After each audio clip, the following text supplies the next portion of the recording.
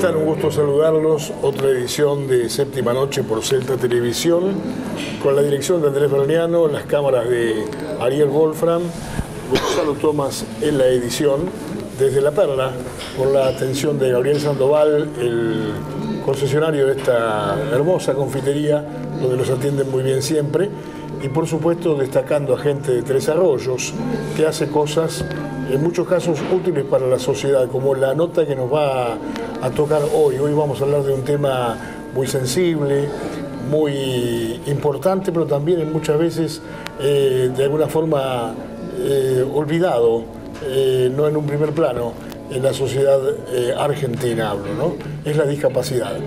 Hay alguien que ha trabajado muchísimos años en este tema, es muy conocido en Tres Arroyos por su labor de luchar permanentemente por el reconocimiento, el mejoramiento de las condiciones de vida de los discapacitados, y es el ingeniero Agustín Báez. Con él vamos a conversar hoy y se va a sumar alguien más a esta charla. Agustín, ¿cómo le va? Buenas tardes. Buenas tardes, Héctor, un gusto estar acá y un gusto estar con Ariel, ya que siempre nos hemos tenido contacto de distintos tipos, ¿no? Siempre con el tema de discapacidad. Exactamente. Usted no es tresarroyense de nacimiento. No, como verás, tengo una mezcla de correntino, paraguayo. No, nací en el Alcázar, provincia de Misiones, un lugar donde me acuerdo había 2 o 3 casas. El vecino más cercano quedaba a 2,5 kilómetros. Bueno, nací ahí en ese lugar, cerca del arroyo Paranaí. Y bueno, hoy estoy acá. Si vos me preguntás cómo, y no sé cómo estoy acá. Ignacio, mi hijo, diría, cayó en un paracaídas. Ajá. Sí, y bueno, y después todo viene toda una historia muy rica, ¿no? Porque nací en el medio del monte, en la pobreza absoluta, en un lugar muy difícil, y con mis padres que hacían todo lo que podían para criarnos. Éramos 3 hermanos. Y bueno, hoy gracias a Dios pude terminar una carrera, tener una familia y poder trabajar con ellos y por lo menos tener los elementos necesarios como para desarrollar la familia y vivir una vida más o menos normal, ¿no? ¿Formado como ingeniero agrónomo dónde? Yo empecé en Corrientes. ¿Por qué? Porque en mis planes nunca estuvo la universidad, nunca, jamás. Yo no sabía lo que era una universidad. Lo que pasa es que un amigo que estudiamos la secundaria juntos, éramos muy amigos y él tenía una posición económica muy buena. Y bueno, terminamos la secundaria y yo me fui a trabajar con mi padre porque sacábamos madera del monte con un camión viejo que él tenía. Y él un día apareció por casa y me dice, Agustín, vamos a la facultad. Le digo, no, vos sabés que no puedo, le digo, porque es imposible. Le digo, no tengo los medios para ir, tengo que ayudar a mi viejo, le digo, que ya tiene bastantes dificultades para trabajar, le tengo que ayudar. No, vamos, y se quedó, te hago corta, se quedó 2 o 3 días conmigo ahí, hasta que mi padre me dijo, Agustín, ¿por qué no vas a probar? Yo no te puedo ayudar, pero conseguiste un trabajo, me dice, y entonces... y el chico me había dicho, yo te ayudo los primeros meses hasta que consiga un trabajo, y bueno, fue así que él pasó a buscarme. Cuando le dije que sí, se emocionó, le gustó la idea, fue a buscarme. Me acuerdo que pasó en una estanciera 0 kilómetros. Era todo estanciera, años 60 y pico. Importantísimo en la época. En la época, y bueno, subo al auto con él, yo con mi pantalón y una camisa que tenía, y le digo, ¿qué vamos a estudiar? Y él me dice, agronomía. Ah, bueno, le digo. Bueno, ahí empezó, eso fue el gran cambio que hubo en mi vida y que lo hizo este gran amigo, Carlos Fuentes, que hoy ya ha fallecido. Y él fue el que me cambió el rumbo de la vida, ¿no?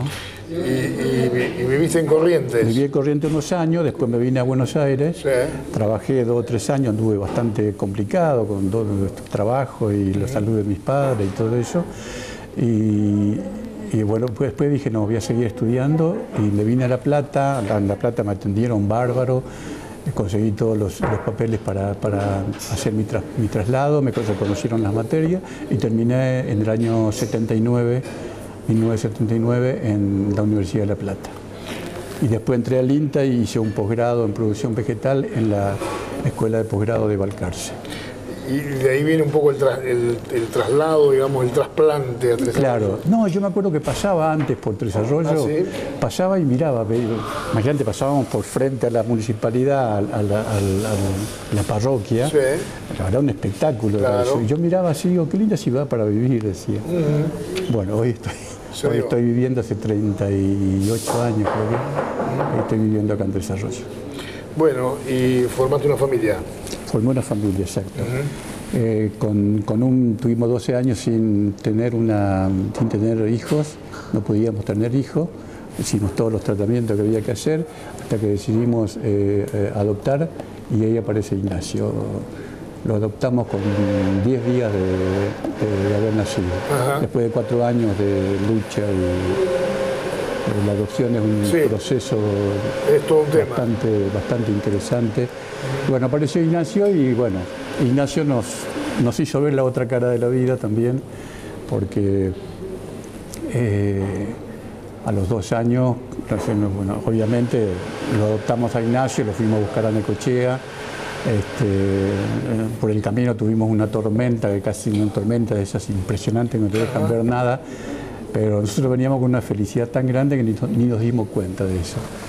Y así fueron los primeros año y medio, una vida espectacular, y después a los 2 años empieza el problema con Ignacio, con llantos durante la noche, incontenibles, y una cantidad de situación que estábamos totalmente perdidos nosotros.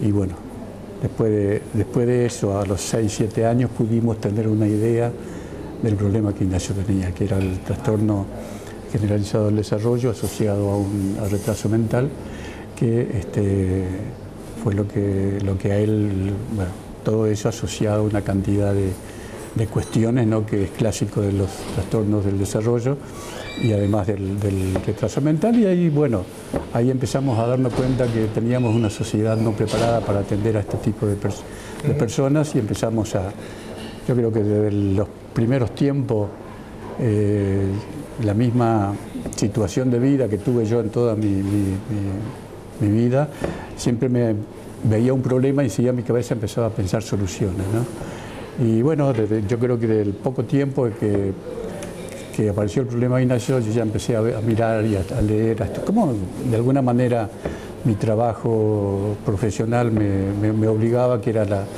capacitación permanente, el buscar, el hurgar, el investigar, el asociar, el saber buscar información, ¿no? Toda esa gran formación que me dio, y yo creo que el posgrado en Balcarce para mí me dio vuelta directamente la vida y me dio vuelta la forma de pensar. Me llama la atención, siempre me llama la atención, cuando hay familiares enfermos o que tienen algún tipo de discapacidad o algún tipo de problemas, los familiares que lo contienen se hacen hasta casi médicos, porque estudian, aprenden, hablan el idioma científico, y es como que se hacen hasta especialistas en determinadas cosas. Eso pasó en tu vida a lo largo del tiempo, ¿no? Sí, seguramente, pero estamos hablando años 1990 y pico. La discapacidad ni se sabía lo que era, a lo mejor, claro, se conocía muy poco.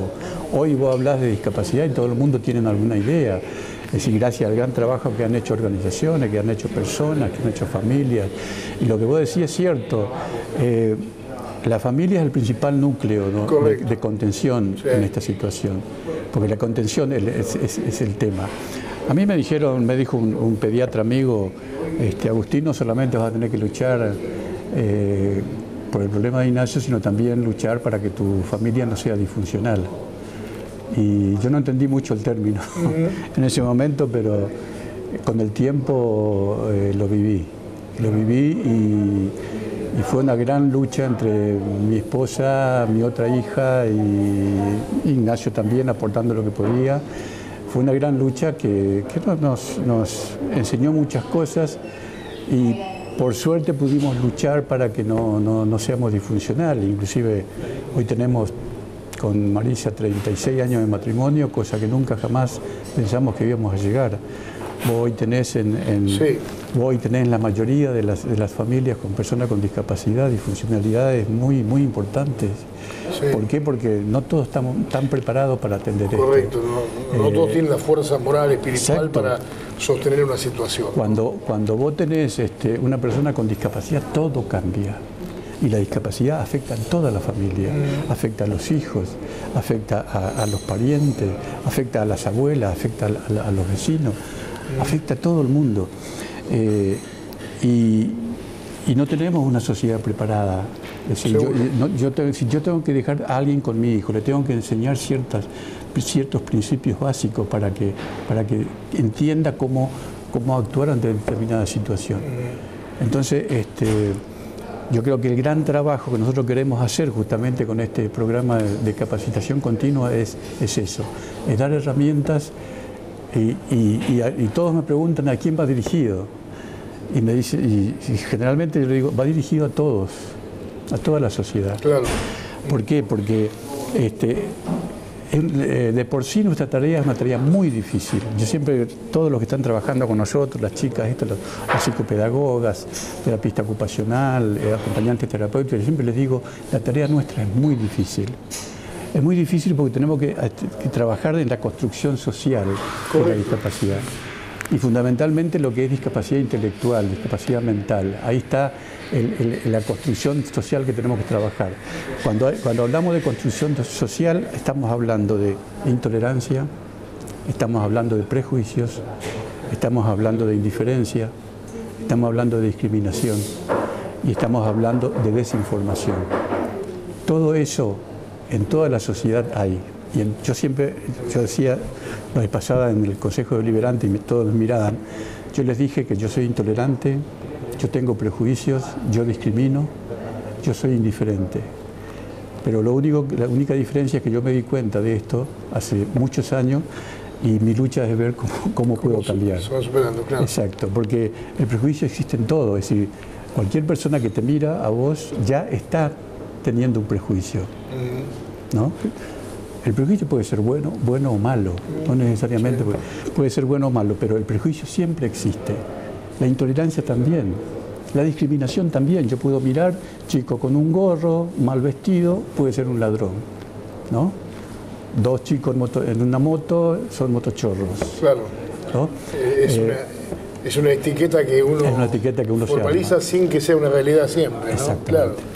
Y después la intolerancia, obviamente. Cuando hablamos de inclusión, yo diría una doble inclusión, es decir, incluir a las personas que nos necesita, pero además incluirnos nosotros en el problema de esas personas, ¿no? Es que hay que preguntarse dónde está el problema. La definición de discapacidad que la Convención Internacional de los Derechos de las Personas con Discapacidad y también la Organización Mundial de la Salud, ¿cuál es la definición que ellos utilizan hoy? La discapacidad está conformado por limitaciones permanentes o deficiencias, o como quieras llamarlo, asociado a barreras físicas y actitudinales. Y cuando metemos lo actitudinal, ahí está todo esto. La intolerancia, el prejuicio, la discriminación, la desinformación, todas esas cuestiones. Y eso es lo que impide la participación plena de la sociedad, en la sociedad de las personas con discapacidad. Es decir, es un problema de la persona con discapacidad, es un problema de la sociedad que no hace la posibilidad de sacar las barreras y empezar a incorporar nuevas prácticas, nuevas formas de realizar las prácticas. Agustín, cuando hablábamos al principio del Alcázar, uno supone el Alcázar una cosa muy importante, y es una colonia muy pequeña. Muy, ¿no?, pequeña, que era, te digo, muy chiquito. Hoy es un pueblo, digamos, donde vos entras, hay una avenida principal. Pues los fui a visitar hace 3 años más o menos. No me ubicaba, no conocía nada. Y el lugar donde yo viví no pude encontrar. Cambió totalmente. Sí. Y en aquellos años, cuando alguien encontraba algún discapacitado de distintas formas, el tratamiento era distinto al de ahora, posiblemente también. Se ha evolucionado mucho en ese sentido, ¿no? El tratamiento de persona a persona, me refiero, ¿no? No el tratamiento médico. Cuando vos analizás los avances que ha habido, si vos te vas a la edad antigua, Grecia, Atenas, inclusive Aristóteles de por medio, ¿cuál era el modelo? Buscaban la perfección física, ¿no? Exacto, la belleza, la perfección física, la capacidad de ser guerreros. Hola, ¿cómo estás? Entonces, ¿cuál era el modelo que prevalecía? El modelo de prescindencia. Sí. Son personas que Dios lo castigó por algún motivo, o sea, la cuestión era religioso. Son personas que no sirven para nada. Muchas gracias. Gracias. Son personas que no sirven para nada, son personas que, por lo tanto, hay que eliminarlos. Y los tiraban por barrancos o hacían otra. Vos lees la historia y te puedo asegurar que mostrábamos toda nuestra miseria humana ahí en esa cuestión. Después viene el modelo médico hegemónico, ¿no? El modelo médico hegemónico donde el que prevalece es el déficit, ¿no? Es un discapacitado, es un problema monumental, hay que rehabilitarlo para que pueda estar en la sociedad. Ese es el modelo. Sí. Y hoy, ¿cuál es el modelo que se está luchando? Es el modelo social de la discapacidad. ¿Cuál es el modelo social? Es que cualquier persona con discapacidad es una persona que tiene todos los derechos que tengo yo, que tienen cualquier ciudadano en la sociedad. Correcto. Tiene el derecho a la educación, tiene el derecho a la atención. Hay legislación correcta y clara. Hay legislación de primer nivel. La Convención Internacional de los Derechos de las Personas con Discapacidad aparece allá por el 2010. En el 2006. En el 2008, Argentina toma la Convención y dice, yo me hago cargo y yo voy a cumplir la Convención a través de la Ley 26378. Sí. O sea que esa convención hoy la legislación argentina lo tiene incorporado y tiene la obligación de cumplirlo.